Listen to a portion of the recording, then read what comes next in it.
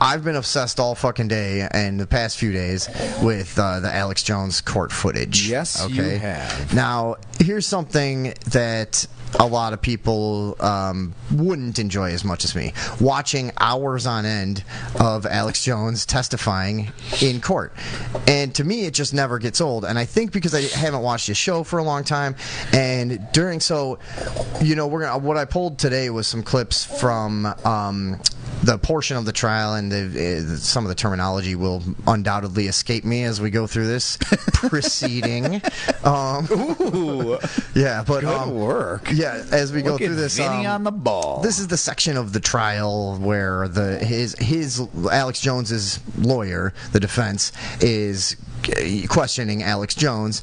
This is a part that confuses me. Is it's just a very obvious leading, like, well, Alex Jones is like, well, here's what I'd like to say. So can you ask me the questions that get me to say that? Like, right? Yeah. Yeah. So I never really understand how this is our sacred legal process that people go on and on about and whatever. But I mean, there's a lot of goofy parts of it. You know, I understand that it's maybe one of the better ones on the globe, but that's the thing is, what do you want? Is people are crazy and everything's fucked up. Yeah, and I'm not smart enough to figure out a different system.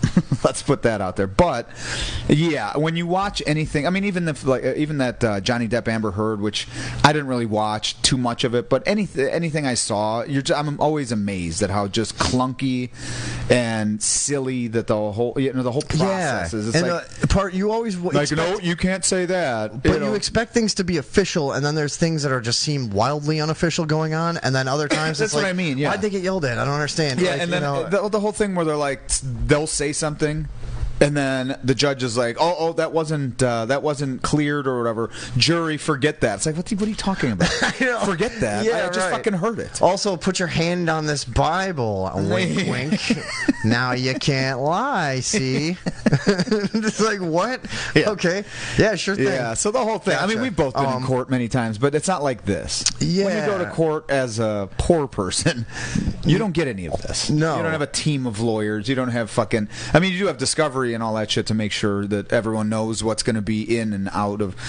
And then usually on the day of discovery is like when you get it all thrown out. Packets, but but nothing like this, But not like this. This is real good shit. And of course, so let's get caught up to add on to we talked about this a little last week, but what transpired since then is the ruling came through in the judgment in terms of how much he's supposed to owe the plaintiffs in the trial. So we knew that he had lost the case, and they were asking for $150 million, which it seems crazy. I don't know. I mean, there's a lot. There's a lot to this. To some people, they're going to think, oh, that's not enough. Yes. And so here's my point: is the attempt for this extremely high amount is, and they even come out and say it. The lawyer in his closing arguments for the plaintiffs said, let's take the microphone away from him forever. Yeah, that's what they were doing. They were basically trying to make a statement or trying to cripple him. Well, the motive is no longer to compensate a victim. It's let's cripple him. Yes. And in like we talk about, almost a predictive, let's go into this realm of future crime. Yeah, it's almost whatever. Yeah, I mean, now I can understand it in one way if you really do think that everything he does is egregious and dangerous and whatever. Okay, I could understand some of the effort. That motive, but that's another thing about court that confuses me is can you outright say that's the motive? That's what are we just making it totally clear that this doesn't have anything to do with direct punitive damages? That's what I mean. Yeah, that's the weird thing. Yeah, is supposedly this is because this man and wife are so bereaved and so upset and have been so upset. Their lives have been so upset by what happened with this one narrow incident. You know what I mean? Well, which incident? What do you mean? I'm saying him speaking on Sandy Hook and saying that it was fake. Okay. And then his... here's the thing: the culpability to me is also Alex Jones's culpability in this is I don't know. It seems to me, to a logical person, it would have to be in question because this is another thing that confuses me about court cases. You'll see time and time again the plaintiff side will try to allude to these these things they've been through. Someone shot up our house.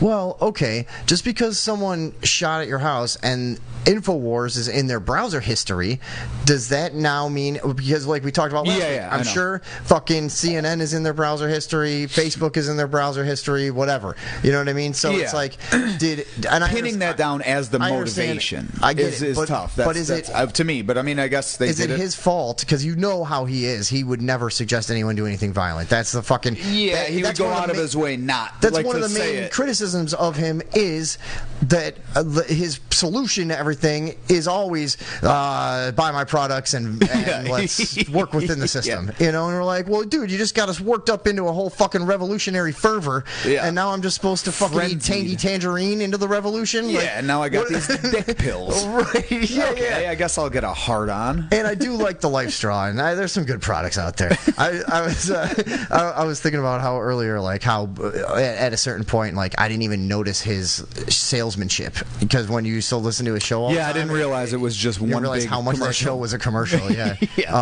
But again, it's a complicated thing. There's a lot of it that was worthwhile too. But so they ended up with $4 million, I guess, for the family, and whatever the fuck, and then 45 for punitive. All right. So now the other thing that a bunch of people are mentioning is, I guess Texas has like a $750,000 cap on non-monetary punitive damages, meaning like something, unless you stole $4 million, then you can't be, So I'm not sure how that all is going to work out, because you'll see like certain experts going like, well, no, it'll be reduced greatly, and then like, well, no, based on the whatever of this, and it could be, I don't know. So anyways, I doubt it'll end up being that much, just my gut would say, but he's preemptively filed for bankruptcy, and that's one of the things we're going to hear in one of the clips where he's already getting yelled at. I don't want to give too much of it away, but he gets yelled at for making claims about his bankruptcy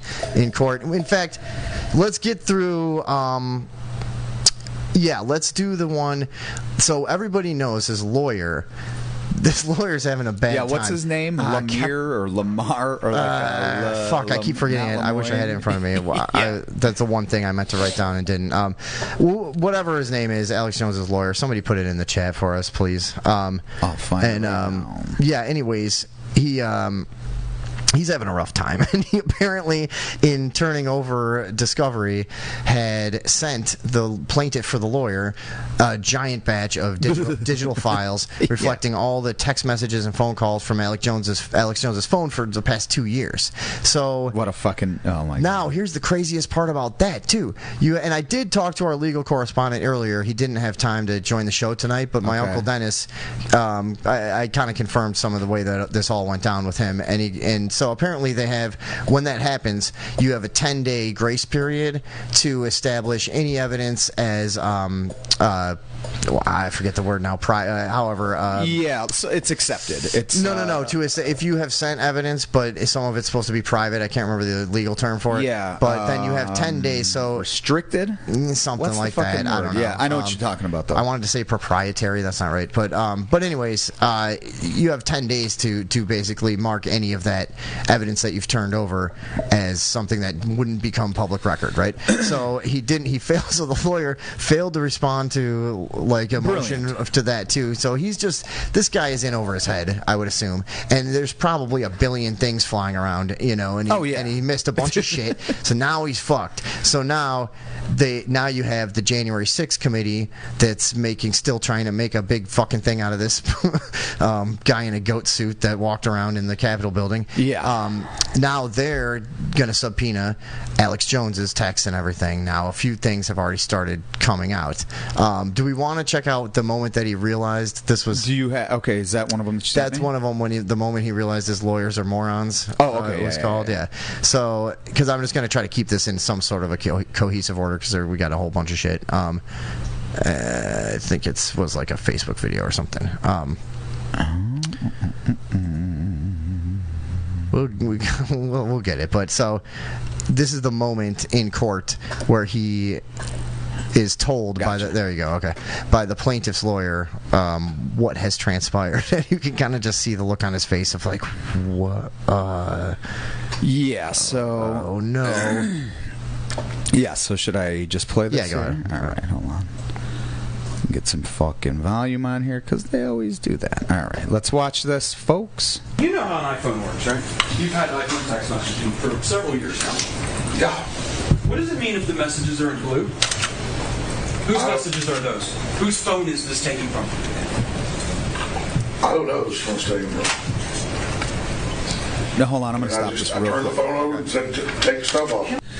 Now, so he doesn't know yet that this happened. His lawyer must have fucking told him. I know this is the moment they find out.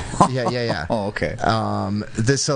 Because if he had known, obviously he would have, wouldn't have made the mistake in the first place. So filed the. Okay, all right. Let's just take. I turned the phone over and said, take the stuff off. Can I have you look in the very bottom below the very bottom left corner? Is that your phone number? Yes. So you did get my text messages. And you said you did. Nice trick. Yes, Mr. Jones. Indeed. This guy knows he's got some fucking shit up his sleeve. This lawyer, another name I can't fucking remember, but the lawyer for the plaintiffs is kind of a turd. And we'll call the one. Mr. Jones. I know. And of course, like the entire liberal side of the internet is like, oh, he's a genius, he's an instant classic, blah, blah, blah. And it's like, he's kind of a dork, but he definitely got the better of them. I mean, in this exchange. But you just heard that, like, oh, yes, Mr. Jones. Yes, Mr. Like, Jones. where do you think you are, buddy? Yeah. All right. You didn't give this text message to me. You don't know where this came from. Do you know where I got this? No. Mr. Jones, did you know that 12 days ago, your attorneys messed up and sent me an entire digital copy of your entire cell phone with every text message you've sent for the past 2 years, and when informed, did not take any steps to identify it as privileged or protected in any way. Privileged, yeah. And as of 2 days ago, it fell free and clear into my possession, and that is how I know you lied to me when you said you didn't have a text message about saying voting. Okay. Now look at his face. Things are not going well there. Yeah. Let's take a look at his face. Yeah. It's like, oh, fuck. That's a whole... Dude, 2 years of all of it. Every time you've been drunk and said anything fucked up everything to anybody. Between you and your buddies. Right, yeah. Now, here's another thing, though. Dude, having those, now they haven't been stricken as privileged, so those are now public. Here's another thing. That's one thing that we're gonna. So Uncle Dennis did promise us he'll come on next week. I hope. Okay. So anyways, we're gonna find out stuff like that because I'm not sure how it all works. Of like, can he just release all of that, or like, is it now public record? Can people FOIA request it? What is it? Yeah, how does it work? Because it's unclear. Although one thing already did come out, which we know about right now. Oh yeah. Which you want to pull up that first article. Sure. So apparently the plaintiff's lawyer in the defamation case is saying that one of the text messages is Alex Jones texting Roger Stone, who is sort of a conservative string puller, was at one time Trump's campaign manager, I believe. Alex Jones sent Roger Stone a naked photograph of his wife. And his wife is none too pleased. Alex Jones' wife, angry at nude photo released to Roger Stone. Yeah, this is his new wife since, he got divorced from the mother of his children, so this is the new one. I think she's a yoga instructor. Oh. Yeah, which is classic second marriage deal, Yeah. Do we want to read the article, or do you want to watch this video? Whatever. I didn't even plan on doing the video. I just thought we'd just mention this, and because we know that it's gonna be one thing. I mean, it's just like So that's one thing that just came out of this accidental fucking send of all the texts. Dude, when we 2 years, it's just I can't even imagine, dude. I don't know what I would do if anybody got a record of every text that I've sent to everybody. Like published it to the last 2 years. Yeah. I don't even know what the fucking fuck. ruined. Yeah. Oh my god! Not that I do anything out of line or unseemly. But if you were dude, if you were a public figure and this happened, and like the way we joke around, and that's what I mean. Or like, the way you could take so many things, even out of context. The way we even sometimes have gotten angry and said fucked up shit or whatever. It's like, yeah, dude, imagine that as a public figure. Like, it's this is no good. But so yeah. They, anyways, that's the first thing. So yeah, Alex Jones' wife says she was unaware but angry that the InfoWars founder sent a nude photo of her to Donald Trump advisor Roger Stone. A report says the personal picture was part of a dedicated. But if that's the worst thing, is like that's what I was going to say. Hey, look how hot my wife is to one of your friends. That's not even that weird. That's not. That's not that. Plenty of people do that. Yeah, that's yeah. But that's, yeah, I mean, if that's all, so my question is this. If they could come out with that, they could come out with anything, though, right? I don't know. Maybe. Yeah. I mean, yeah, I would seem, it would, because did the picture get released? Because I'd like to take a look at it, but no. What if it was a really bad picture? Yeah. Like she's just frumping around, he took a picture as a joke and sent it to Roger Stone. Look how fucking ugly my wife is. She's just like, look at this fucking whale. Yeah. That would be bad, yeah. But no, I was thinking about so somewhere it said that she didn't want to press charges because I guess it's now a possibility that could be a crime, right? So I think if I remember what I remember, there was Supreme Court rulings on this a few years ago, but I think if you have sent a naked photo of yourself or posted it somewhere, then you have relinquished any privacy, whatever, and it's now you've basically published it through text. But I think if somebody else takes a picture of you and sends it, then that's some sort of breach of legality. I think all of this is kind of has to be hashed out because this is all relatively new. But it made me think. So how is that different than back in the day? If somebody had a Polaroid of their wife naked and they showed it to their buddy in the garage, was that illegal? Is it any different? Just I guess. Or what if he made a copy of it and then put it in the break room? Maybe that's what it is because it's creating a digital copy. Probably what transcends the legal boundaries, but. That could be. Yeah, I don't know. We should have a show where this is the legal podcast where we just kind of guess at it. Yeah, we don't know. We just make sort of wild assumptions about the law. Is probably that huge bush, Eric says. Tony Johnson, La Stupido is the name of Alex Jones's lawyer. Now, I'm going to guess what side you're on. Boy. Yeah, he doesn't. Tony Johnson says Alex Jones is getting everything he deserves. Yes. What's up, bitch titties? Well, I don't know if you could explain why he's responsible for a guy with a fucking viewership of millions of people is responsible for a few lunatics that listen to him, And he wasn't even. Here's the other thing about the Sandy Hook stuff too, is he wasn't. It's not as though they kept referring to it in this courtroom. The conspiracy theories you came up with. He didn't come up with anything. No, he covered. There was a quarter of the country that thought that thing was staged. Do you know what I mean? There was some wild. I remember there was a wild poll at one point that it was a ton of people. And we don't need to go too far into it, but I remember.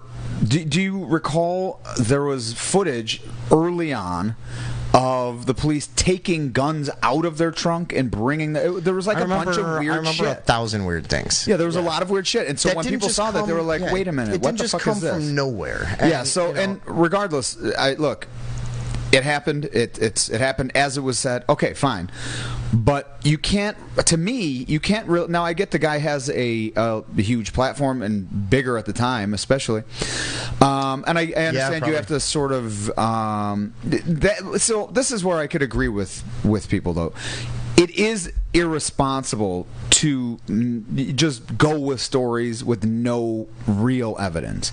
That does result in, you know what I'm saying, that when it's, especially when it's about something. But if that's the standard, then there's no more media ever. Okay, so that's, it's, and we, including us, So that's the thing. It's like black or white with that. Either you let people try and say what they believe is true, or it's kind of all suspect then. Well, did you hear this, by the way? This this kind of obviously we're going to be in this for a while. So, did you hear this though? There's a third category of information called malinformation. I've seen the term. I kind of ignored it. It's a new term that is a new legal term that seemed like misinformation to me. Yeah, so misinformation is going with something that is that you know is untrue. No, that's disinformation. Oh, that's dis. So misinformation is doing it when it's all inaccurate. Don't have the facts. Disinformation is intentionally misleading. Gotcha. Malinformation is if something is true, but it negatively impacts the government. Okay. Yeah. So apparently, I mean, something could be Maoist. Something could be true. Yeah. But if you go with that story and it's somehow negatively, that's malinformation. Okay. So that's insane. Yeah. Kind of like when I tell you should clean up the yard. You're like, don't give me information that displeases me. Yeah, I mean, it's like any fucking number of things. Boy, you should see. Grass is this tall. Now, Tony says nobody in their right mind ever thought Sandy Hook was some kind of stage event. I would disagree with that. I knew a lot of people that question that. I know a lot of people that question a lot of things. People act like that was just a thing that people normally do, is just jump all over something like that and go, no, it's not real. That's not normal, and most people that ended up thinking that didn't approach it thinking that. I remember, like, a few days afterwards, a good friend of mine that I used to do YouTube stuff with came over and was like, hey, I got to show you this video about that shooting.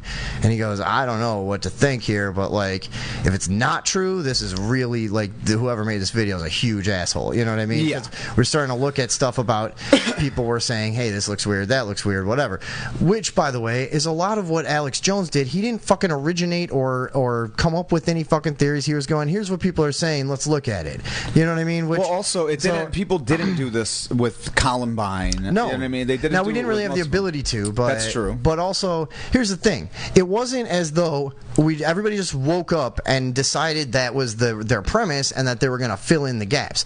Many people, including myself at the time, were led to believe something fucked up was going on because of what was shown to them, and it was a slow process of convincing. I didn't believe it right away. I was like, I'm not sure what I believe now, to be honest. I'm not taking any hard stance that it was fucking staged or something like that. I'm just saying, when I noticed that something extremely strange was going on, it was something that I came about honestly. It wasn't something I set out to believe. So that's what I'm saying. Like that view of just like nobody in their right mind could possibly have ever have thought. I mean, like, that's just it's very presumptuous to think that only people that agree with you could possibly be in their right mind, I guess. Yeah. I don't know. Another one like that was the Vegas shooting. Do you remember the Vegas shooting? Yeah. I still have questions about that. They were never answered. It just went away. Why were all the cameras always off when this man entered or left the hotel room? Why was there no footage of what he was bringing up to his room? Why did he have this many guns? How did he shoot all of those rounds by himself? There was like 1,000. He was another one of how did he make his living, and they were like, he's a professional gambler, and me as a fucking degenerate gambler said no such thing, and whoever says they are is somehow fucking lying, and there's all kinds of tricks about it. There's like 3 of them in the world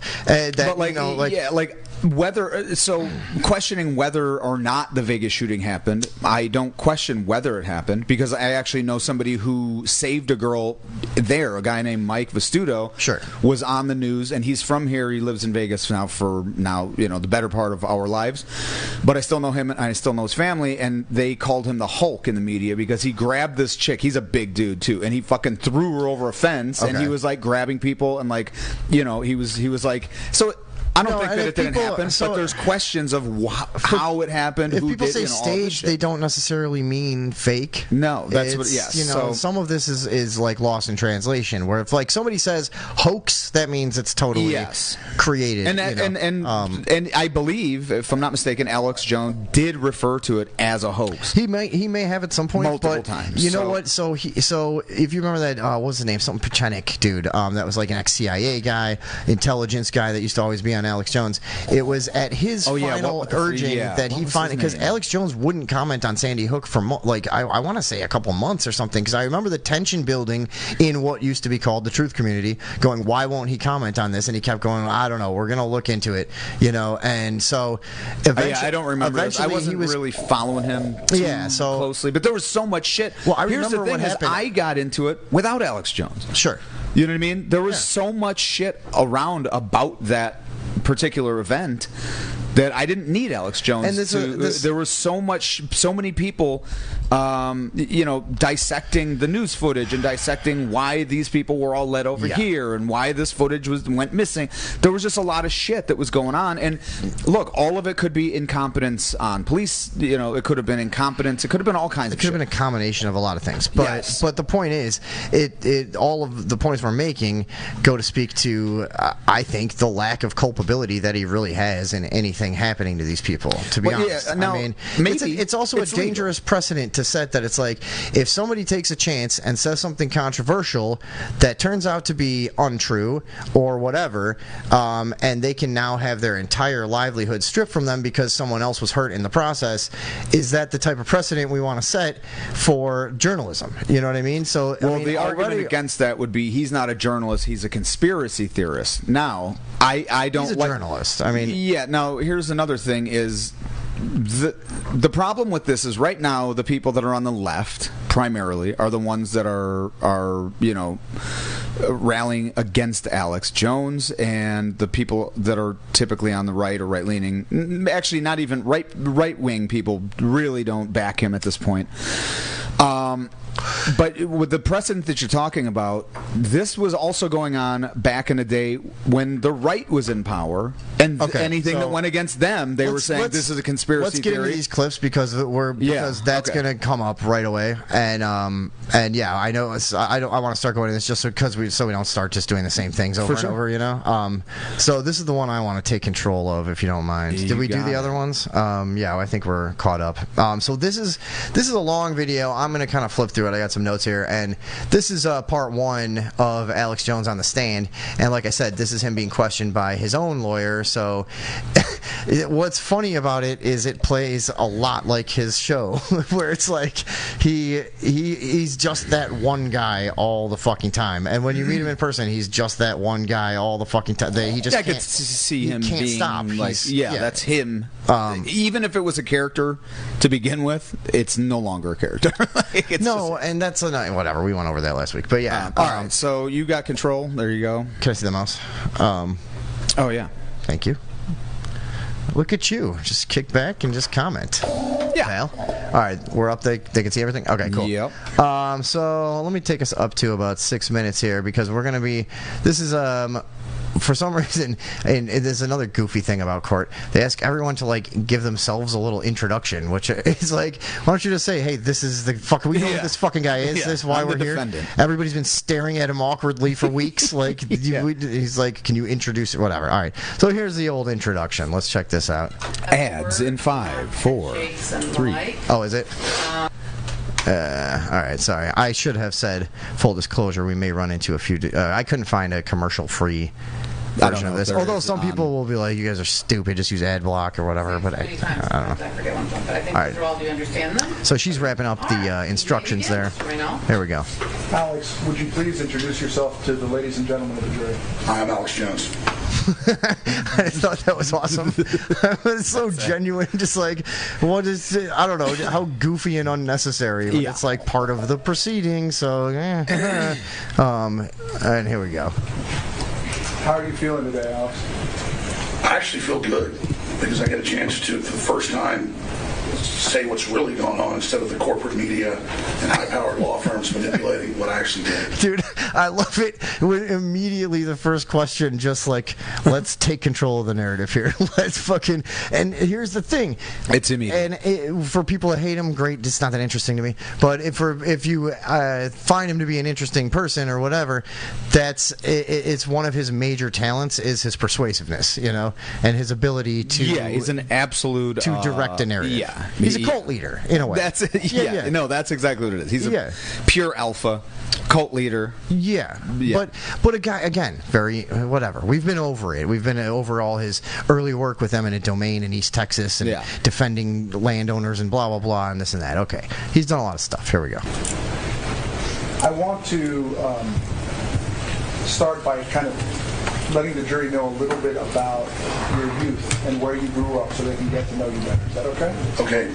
And before we do that, I just do want to say this on record because I've said it many times. I apologize to both. Sustained. So Mr. Immediately, so right before this had started, the judge had gone through the whole thing of like, this is not a conversation. You answer the questions directly. Yeah. That's it. You don't editorialize. You don't go on rants. And I just it takes fucking 10 seconds, and he's Joe, just before we started this, let me say a piece real quick. No. You're on the stand. Dude. And he knows that too. That's the thing. It's like he can't fucking help it. He can't help it, dude. He's like a dog that's too excited, and he just can't fucking get out of it. You know? Let's be honest. This dude's got some mental issues. Right. He does, though. But that's one of those things like we talk about of like people who can solve a Rubik's Cube have other fucking things that are wrong with them. You don't get everything. You know what I mean? Somebody that can keep the pace and keep up the recollection that he has for as long as he has, it's like of course there's parts of his personality that are going to suffer. Anyways, here we go. Jones, one of the instructions I just gave you is that this is not a conversation. Question and answer. So she got the monologue, but not me. I got it. And he's talking. Okay. So the judge hates him. Yeah. Okay. Oh yeah. And now he had done a piece on her at one point, saying that she was involved with DCSF. Well, it's one of the things. Child trafficking. It's one of those things that he does sometimes. Of like, well, she's associated with this, and this is associated with this, and so okay. Now, not to say I don't fucking believe that CPS across the country is involved in child abduction. I wholeheartely believe that, and there's judges involved too. Obviously, they get busted sometimes. They're fucking out there. Yeah. So whatever. He may even be right. I have no fucking idea. But anyways, the judge fucking hates him. Yeah. Big time. So and she got to have a monologue, but not me. And he's like, dude, he just doesn't acknowledge what's going on here. Like. So you have to only answer questions that are asked of you. Mr. Reynal will ask you, I'm certain, all the questions you want, but you have to wait for the question. You may proceed. Mr. Jones, have you been wanting to apologize? It's like how he's looking at his own lawyer like, what? I know, I don't get it. Apologize to the plaintiffs in this case for a long time. Now, the first question, would you like to apologize to the plaintiffs? Yes. And what would you like to say to them? That I never intentionally tried to hurt you. I never even said your name until this case came to court. I didn't even really know who you were. Okay, now how about that as a point? If you're going to charge somebody with, or you're going to find somebody guilty in a defamation suit and they never even said the person's name on air, is it enough to have just said Sandy Hook victims in general or something like that? I don't know. Yeah, I just thought it was an interesting, there's a lot of things in here that I'm like, this in a way, dude, it doesn't seem fair. Even if you think he's the worst guy in the world and what he said was horrible and stupid and uninformed and whatever, even if you truly believe that he was like at somehow the fucking at the forefront of this conspiracy theory, which again he wasn't at all, and it's like, is he responsible for the behavior of a couple whack job fans? That's what it comes down to, is because they're claiming the harassment, the violence, the this and that from his supporters. Yeah. Which again, how do you quantify any of that? Like, I don't get it, but whatever. Here, let's see. Sorry. Until a couple years ago when all this started up, the internet had a lot of questions. I had questions. And over that 6-7 year period before I got sued, or 6-year period, it's clear you can see the whole progression of us, the few times we covered it, trying to actually find out what happened. And that's really been my big frustration, is that the people have said that I'm personally trying to hurt them or coming after them when I question every big event, and a lot of times it turns out that we... Okay, so we kind of get the point that he's making. It's sure. Similar stuff that I've been and whatever, think it's bullshit or not, but you're in a courtroom, so it seems like most of the defense's points and counterpoints were pretty much ignored and dismissed, you know. And whatever, maybe they just did a terrible job. I could believe it, you know. But like we said, always a circus.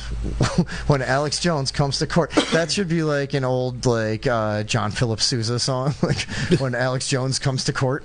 It's the whole joyous town walking behind him. Anyways, okay, we're gonna skip ahead to 12:23. Now, some of these things I just thought were interesting. Yeah. As what I find interesting is that you think everyone else knows who John Philip Sousa is. Oh, they do. He's been popular for 125 years. Or wait a second. Was he popular 125 years ago?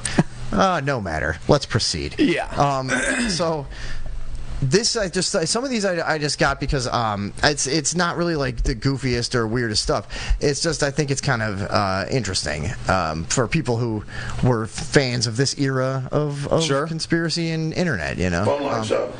And the first time I went in, they got about 100 calls the first time. He's talking about his first. Did you know that there's a simple combination? His first public access show, and this is the part we're gonna need anyway. So we're good. Here we go. I think I was 21, 22 by then. And what was the format of your early shows on Austin Public Access TV? It wasn't as conspiratorial or political. There was some of that because there was other people doing those shows, and I already knew about that information. But it was just all over the map. It was just really call-in shows, different topics.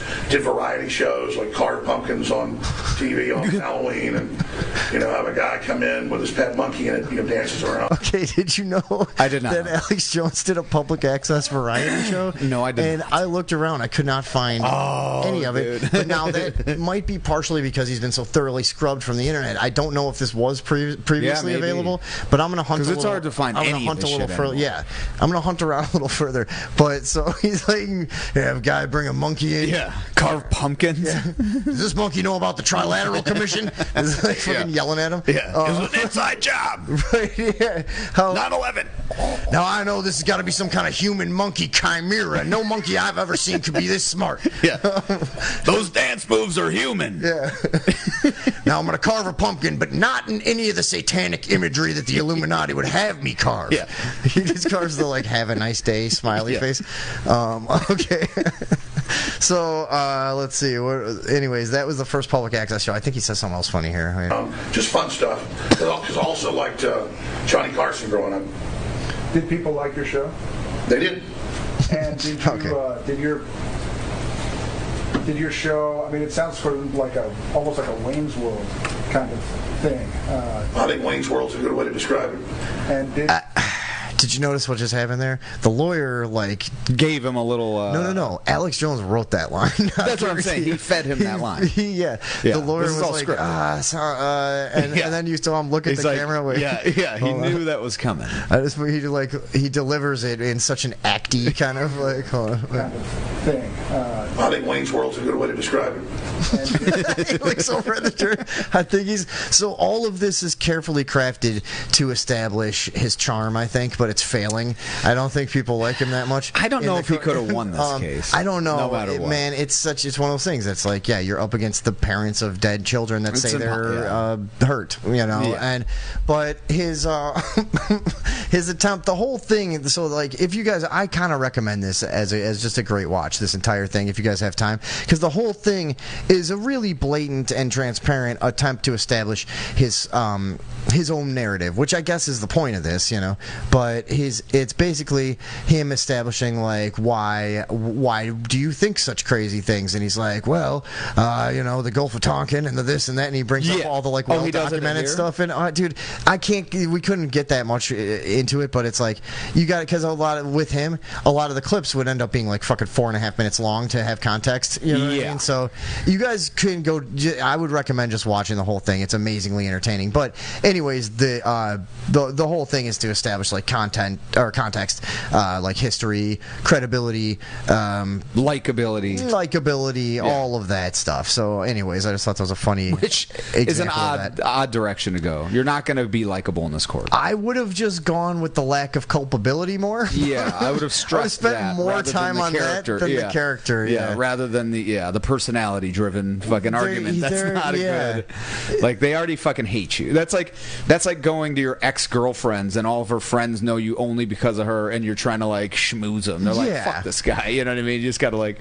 He's trying to pull off some kind of old school fucking Atticus Finch thing of like, well, he's just so damn charming. We just can't. Okay, hold on. So 15:10 is where I need to be. That's where I'm at. Okay, so this is what you were starting to talk about when I cut you off to do this. So how dare you? I'm gonna give you the floor after this clip. Okay. How do you like that? So I like floors. I know. I'm sorry about what I did to yours. By the way, well, there's still a fucking bottle of glue stuck to the floor over here. Here's where we get into an interesting point about people that think that this guy and people like him are right wing. Okay. Yes. Here's he talks about a lot of the same shit that we talk about. Located on how many radio stations? It fluctuated between 30 or 40 at first, and as much as over 200. So this is how many syndications he had. That's what they're asking about. Okay. I would say things that were politically not popular to talk radio, more left-wing things like being anti-war or things like that, and I would lose a bunch of stations, and I would gain more stations. But talk radio was mainly conservative. And so when 9/11 came around and I had questions, we lost 70% of our affiliates in 1 month because I didn't want to, attack all these foreign countries. So interesting that at one time, Alex Jones, according to him, lost 70% of his affiliates because he was perceived as left-wing in a heavily conservative genre. Yeah, so, it's funny because that's actually when I first now that he says this, I believe I was living in Madison, Wisconsin, and I would listen to Air America, and it was like, what's the comedian's name who's got WTF podcast? Mark Maron. Yeah. And it was like that, the lineup of Air America, and a couple of them would have him on with his Prison Planet, and he would talk about right wing, attributing things to the right wing, these horrific. Whatever, like leading us to war because of, whatever. I mean, Alex Jones was the harshest critic of Bush I've ever seen in my entire life. Yeah. So you can't accuse him of being one-sided for sure. And I only put this out there because I just don't know if people fucking know that about him. I don't know if they understand. Yeah. And so, anyways, we're just doing our little part to spread the truth.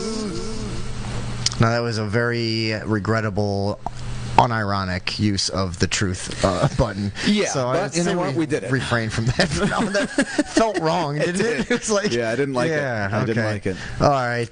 So then I'm going to skip ahead. We got a couple more of these of Dave. I think it all happened in a span of 2 days, most of his testimony. But I got a couple more of these that I want to hit for today. Sure. 37. And I know we shouldn't be doing it this way, guys. We should do a little more prep work. But fuck no, we should. Now I mainly just talk about philosophy and the big picture. So sorry. Now you're gonna have an ad in 1 second. This is him talking about where he wants to look at that. That's cool. Perfect. All right, this is him talking about kind of where he wants to go with his new. He wants to go in a new direction and is that do right? less politics. Yeah. Oh. But now I don't understand why this is part of the trial. I don't get so much of this. And the whole time when I was watching this whole thing, like I said, if you guys get the chance, it becomes surreal where you're almost just going like, what the fuck is this? Is this in the rules? Like, is this allowed? I don't. Yeah. Why is this? Court is just an exceedingly fucking confusing and mind-boggling place to me. I don't get what's okay and what isn't. No, I just don't know understand. if they do. I don't know. They must. They must. Well, they sometimes, but you've seen plenty of courtrooms where the judge is like all flustered and there's somebody files a motion to dismiss and they don't want to and they're like, no, you have to. They're like, no, I'm calling an emergency recess. This judge is no Judge Ito. Yeah, exactly. They just make Ito would have had this. Lance Ito would have been, and Judge Miles. What was that guy's name? Mills Lane. Oh, Mills Lane. Yeah, Judge Mills Lane. He's got to be dead, right? He has to be. Yeah. For what he said. He deserves to be. Yeah, for sure. Hold on a second. Let's get through this last couple things here. You're going to have an ad. Philosophy in the big. Okay. 2. That's fine. While this ad plays, I'd like to mention our sponsor, Bloody Knife. Yeah. Guaranteed to have blood, crime scene DNA, 4 different. Yeah. Yeah, neighbors. Go out and get one if you need to frame somebody. Okay.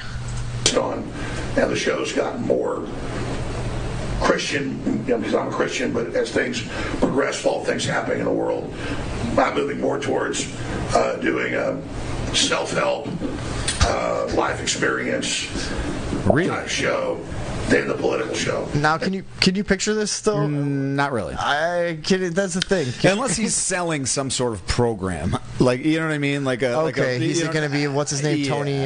Tony Robbins. Yeah, I could see him doing. I mean, look, he'd probably fucking kill it. He'd probably make $1 billion. And that's the thing. Okay, and so for all of the times that I like kind of defend him in a certain way, I understand that he is the consummate snake oil salesman. I get it, you know, and also that's another complicated thing because I actually think some of those products were fucking awesome, and incredibly useful. But I get it. I get what Mike Ewald just said. This is an infomercial for his next show. Dude, it does seem that way. It basically does seem that way. And so odd. Speaking of that, I'm going to jump right ahead of this one since you guys brought that up because there's no better example of him being the consummate salesman that he is than at 56.19. I wish I could see a little bit better. I almost can. You're see right it. there. Oh, yeah, there we go. Okay, we're almost there. All right, so check out this moment and see if you can spot.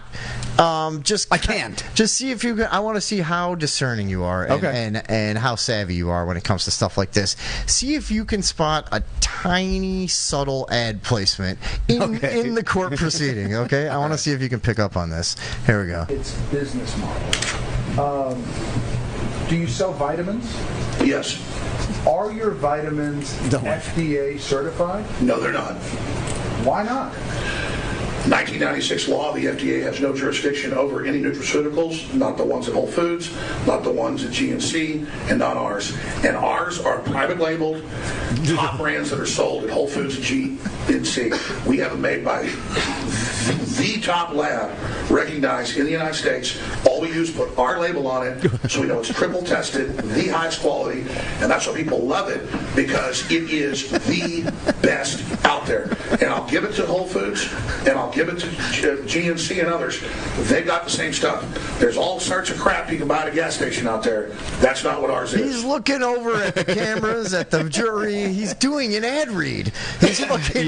This is an odd. Dude, this is fucking weird testimony. And again, so they're gonna yell at him later. They fucking admonish him for like 10 minutes because he claims to be bankrupt when they say technically he's not. But then he can just do his vitamin ad read the whole time. Like, I don't understand the rules. I just don't get it, dude. Yeah. I mean, I guess this is very odd. This is why a lawyer makes so much money, maybe, because it's just fucking. Because they have to sift through this fucking. They have to wade through the muck and the mire of what the American legal system is. It's got to be one of the most maddening things you could ever do with your life. Is to just willfully subject yourself. Crackhead seems.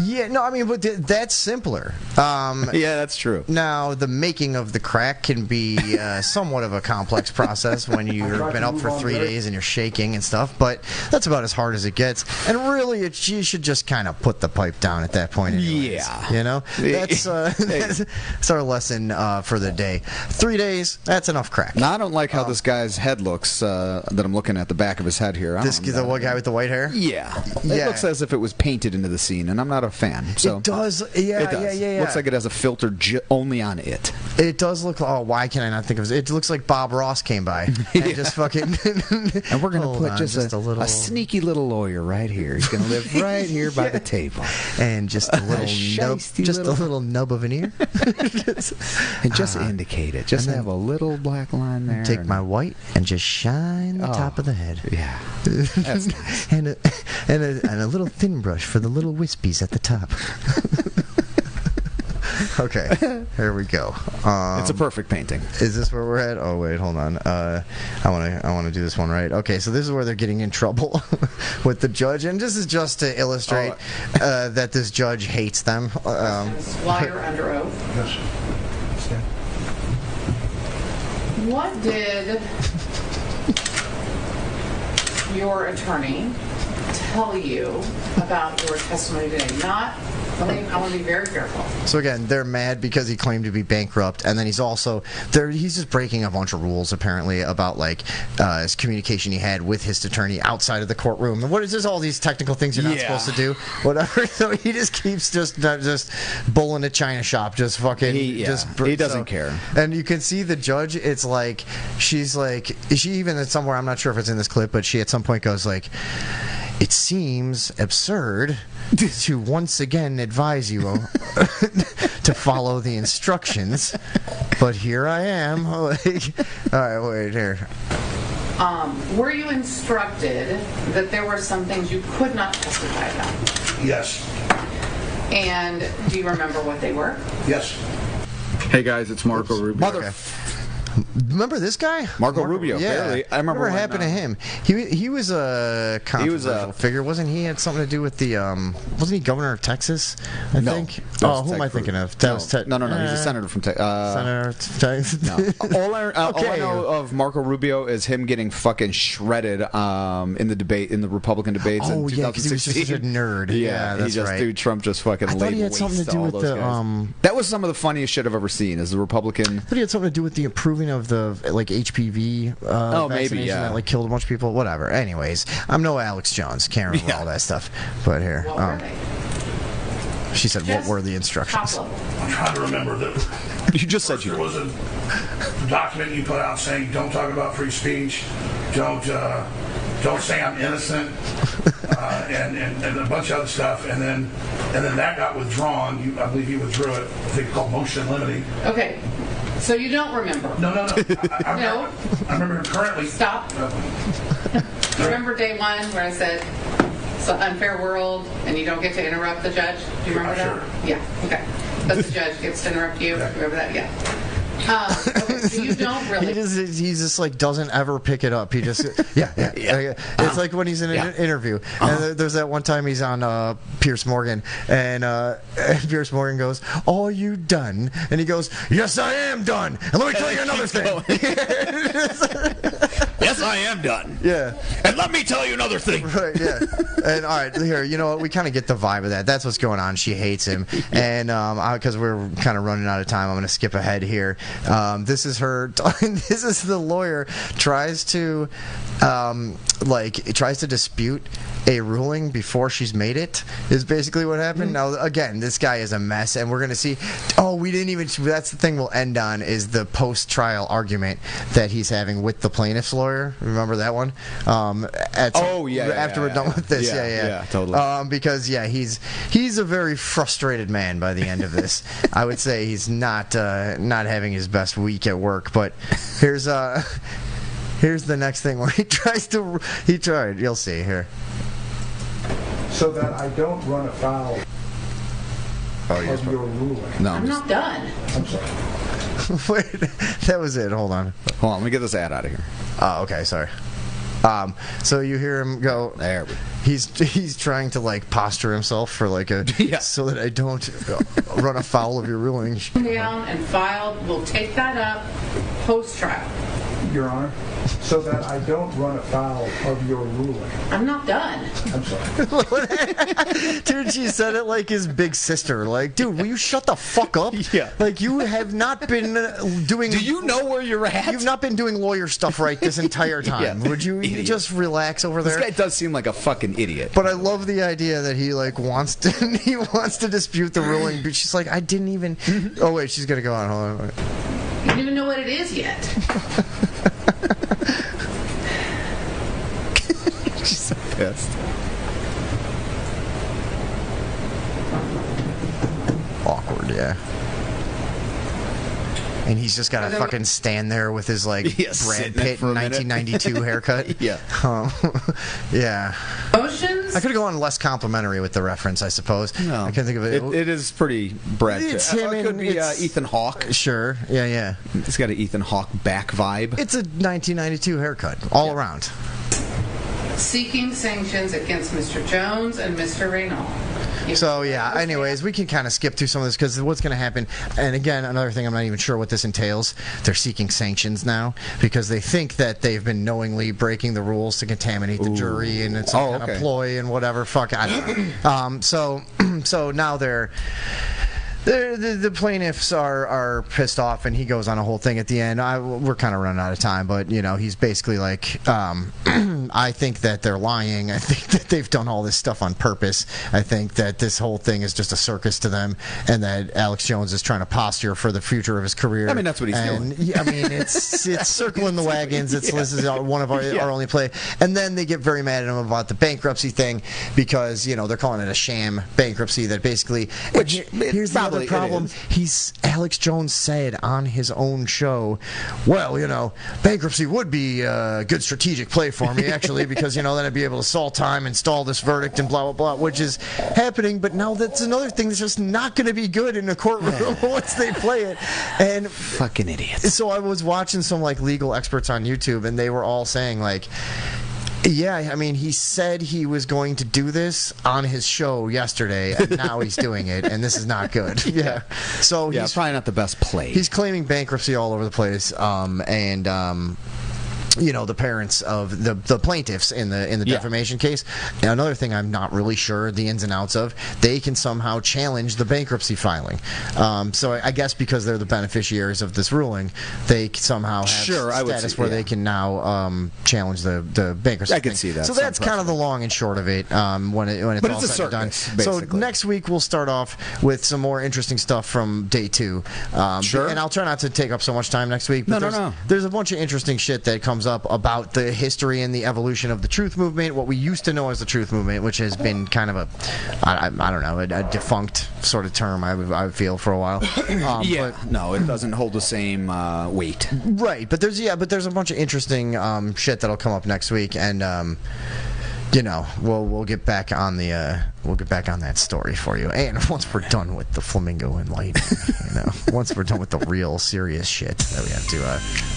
Hey, give me this. There you go. Okay, back to that, folks.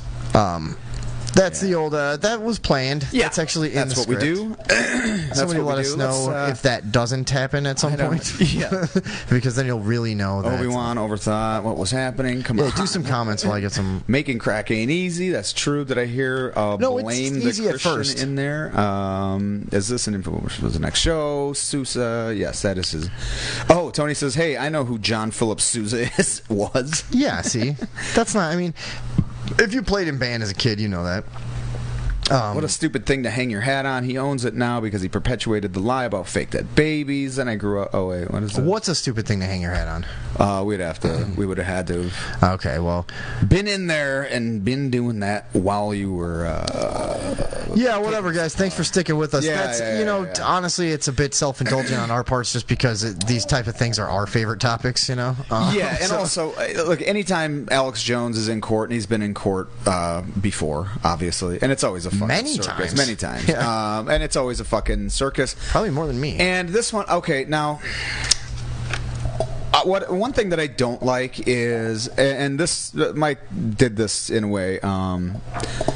I don't like when people look. It's a legal proceeding about defamation. When you start saying dead babies and this and that, that is just yes, it is about that. Who was saying, like, people in the court? You mean, but that's what I'm saying is I see a lot of comments and shit, just comments and commentary on media outlets and stuff like that, where it's not they go away from what the actual case is about. There seemed to be a lot of that in this case. Yeah. And it's just like, yeah, okay, you can do that because then people immediately are like a knee-jerk reaction, like, oh god, yeah, he is a fucking monster, and you can say that too, but to me it's not a very strong to me that shows that you're just taking that sort of easier legal, it's not even a legal avenue, you're you know what I mean, it's just they do this all the time when you see headlines that are just sensationalized. It happens. It's right. Basically that's what news is now. Yeah.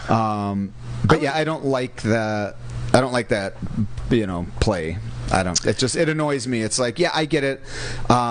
You're always going to bring up somebody that's helpless or whatever. It's just this tug at emotional, heartstring or. Well, it's kind of the same thing. Heartstrings, is that a fucking term? Yeah, that's a good one. A tug on the heartstrings. Yeah, you got it. Yeah, thanks.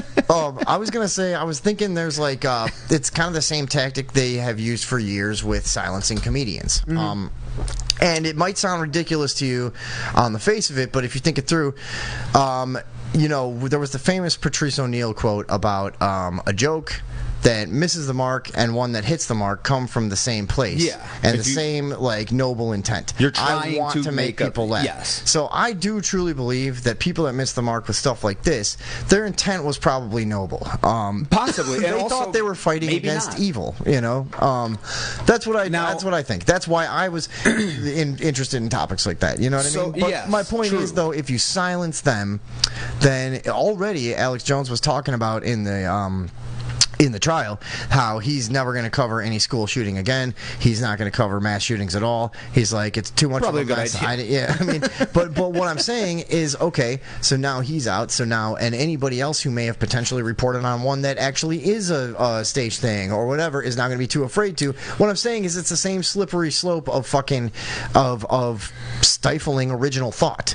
You know what I mean? Because if you make people afraid to say anything controversial, then what do you get? Yes. Now, there's going to be people out there that say there would never and could never be an event so horrific that would be staged, and I would say that's not nonsense. true. Yeah. Do you? I mean, that's nonsense. How many proven? I guess maybe you just don't care about guys in their late teens and early 20s that have been hundreds of times killed for fucking all manner of reasons and lied about in terms of our military. Sure. You know what I mean? Yeah. And no, I mean it's our government is willing, and parts of our willing government to are kill. more willing to we're expendable, and so I don't the idea that I've never understood that from either side, right or left, that they this think government that is nobody would somehow ever be that above. evil. No, dude, there's many men, and don't even take this government, just governments in general, or not even government, the people that work in and around the government, shall we say, somewhat out adjacent. of the light of day. They're government adjacent. Yeah. But there's definitely we know that there's fucking mercenary groups out there that'll do whatever the fuck somebody pays them to do. Sure. Period. That's just what they do. If you are willing to believe that this country will assassinate leaders and assassinate targets, and it just doesn't make any sense to me to think that for some reason they would stop at anything. Because, by the way, how many times have we documented as a nation killed plenty of fucking children? Maybe not just in our own little Vietnam area War. here, but you know what I'm saying? We were in villages burning them down. Why is it so hard to believe that somebody could come up with a plan like that? We don't care. So